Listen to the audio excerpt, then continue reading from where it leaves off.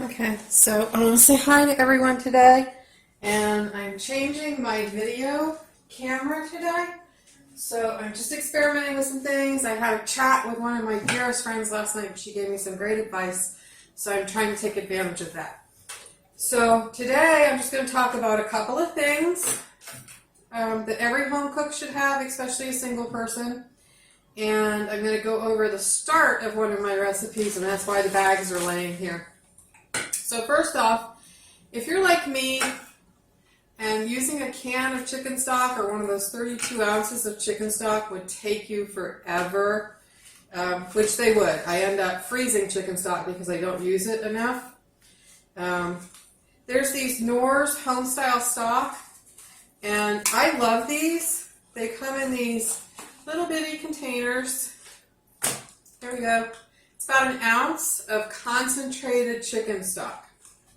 So what they say on their packaging is to melt 1 tub of this with 3.5 cups of boiling water.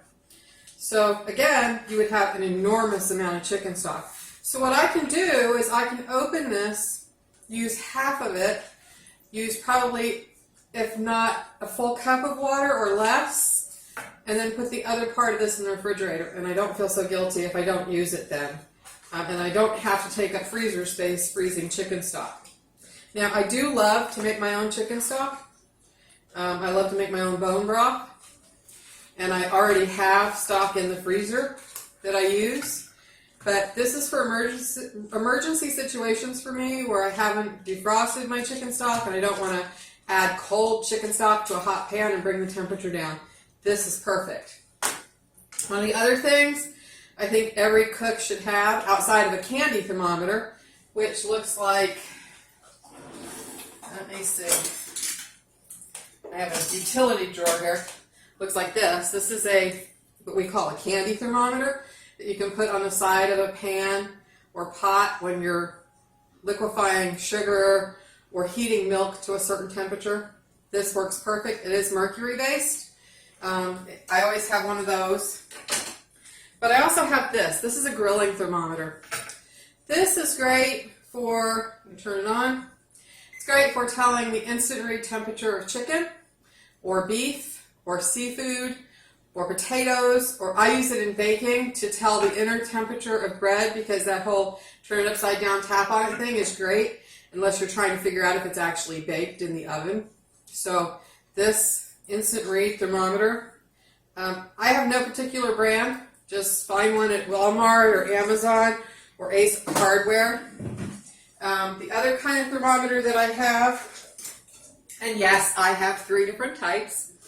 This one I use, it's a Bluetooth thermometer, so this is the actual gauge, and this is the readout and the connection. So I can set this on my belt or my pocket or leave it on my counter, and I can put this with its little gadget that it has. Where's my little gadget that it has? It has, it's probably, mine is probably, here it is, the little probe. So the little probe has a wire that, oops, let me get to it, fingernails in the way. So this wire comes out, and you stick this into this part. No, stick it into this part. Sorry, I haven't used this in a while. And this goes into the oven or the meat or whatever you're trying to do. You set what temperature you want it. You carry this with you.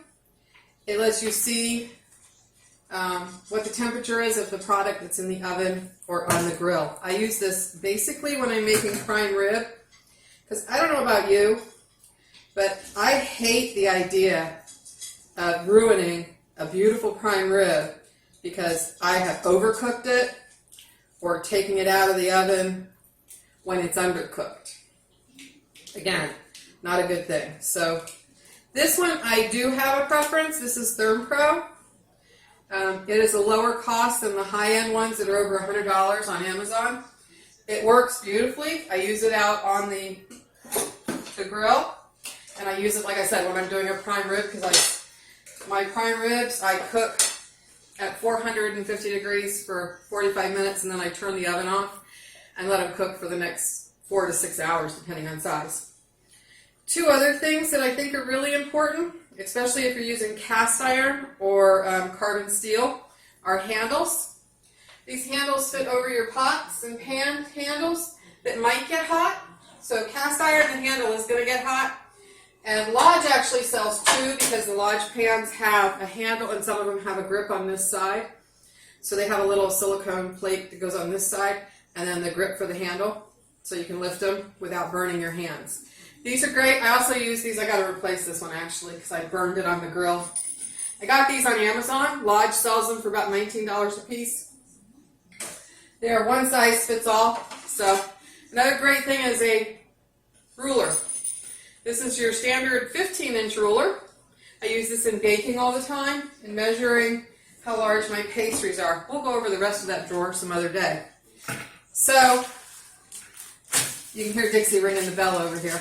One of the things that I really love, she wants her cookie because she ate her dinner. Finally, it's actually breakfast. About low-carb cooking is experimenting with different things. Now, I just joined Weight Watchers this morning, so I'm going to work on that for a while too. So you'll see some Weight Watchers recipes that I do. But one of the things that I enjoy is chicken wings. All different flavors. And with low carb, you can eat all different flavors. So I have in this bowl 6. I'm going to touch them because they're frozen, because I don't know what it is with the pandemic right now, but I can't find fresh chicken wings anywhere. And I can find thighs, legs, and breasts. So there are a lot of wingless chickens walking around because they aren't making it to the store.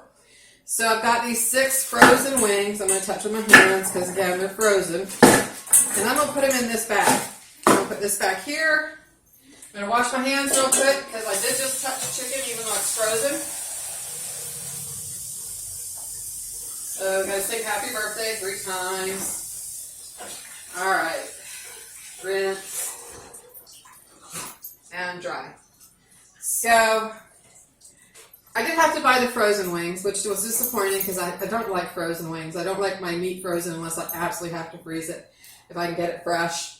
And I'm going to double bag this so it's going in the fridge. So here's my chicken wings. I am making pickle brine chicken wings. I have a brand new jar of Mount Olive pickles, which is my favorite brand. They do have sugar-free.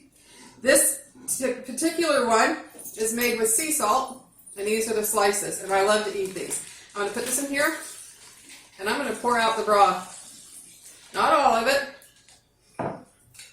These can go back in the refrigerator, even with only half the broth. I'm going to seal this bag up, nice and cozy.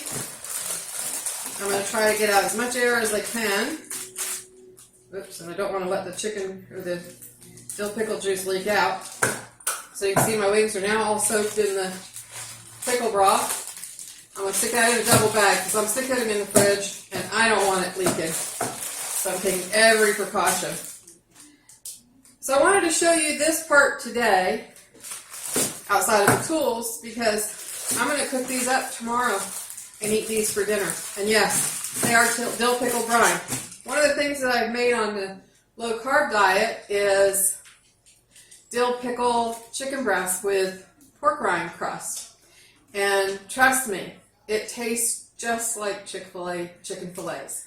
So we'll do that one day, but today we're marinating our chicken wings for tomorrow night. So that's it for today. I can't think of any more tips right now. And I'll see y'all tomorrow. Thanks.